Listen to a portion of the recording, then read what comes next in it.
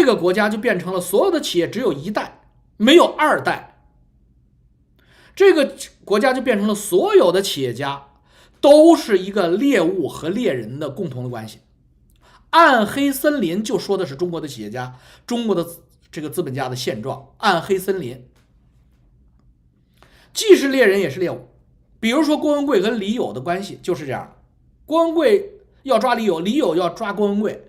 张新民和吕钟楼的关系也是这样的，张新民和吕钟楼每个人都坐着警车上下班，为什么都要用自己所在地的警察去抓对方？为什么不守规矩啊？权大于法，独裁没有办法，你只能企业家只能作为一个妓女去谄媚于你的主子，你只能当白手套。如果你的企业没有白手套，你说老王，我的企业就不是任何人白手套。我告诉你，很简单，你太小。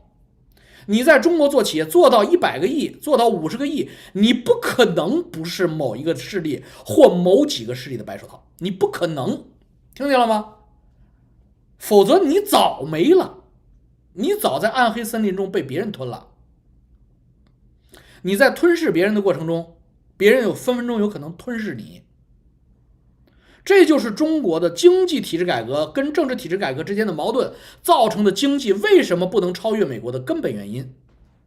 试想，美国的伟大的企业家伊隆马斯克在德克萨斯州和在加利福尼亚的伟大的另一个企业家，比如说小扎克伯格，小扎，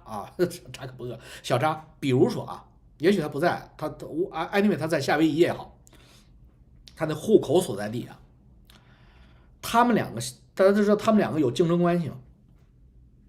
小扎在夏威夷警察局报案 ，FBI 要抓伊隆马斯克，伊隆马斯克在德克萨斯 FBI 报案要抓小扎，两个人各自坐着自己那个州的 FBI 的警车上下班，否则的话都会被对方的 FBI 跨境钓鱼执法抓走，谁被抓走谁就完蛋了。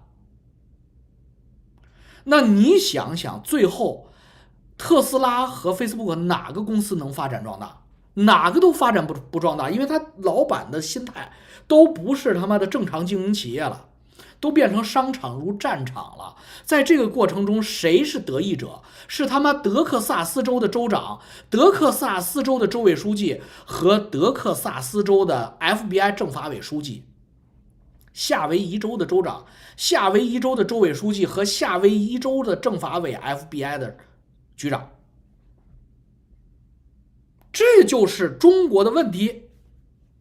郭文贵的老大实际上是马建、张悦，他没有马建，没有张悦，他什么都做不成，他早被别人弄死了，就是这个道理。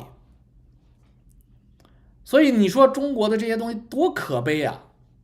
胖东来多可悲啊！那是一个伟大的企业家，他应该达到丰田，他应该达到特斯拉，他应该达到 Costco、沃尔玛这个量级才对的，生生的给他卡在这儿，最后让他散财。我们看到了吗？别不服啊！这就是中国的现状啊！操！我他妈这句话，这期应该放会员频道，因为含反量比较高。哎呀，没办法也就是说，好多人说老王，你能不能说点中国的好你能不能说？我看那观众留言，你能不能说点中国的好，说点白人的不好？我告诉你，这个世界上没有什么白人、中国人这个世界上只有好人和坏人，这个世界上只有善良的人和邪恶的人。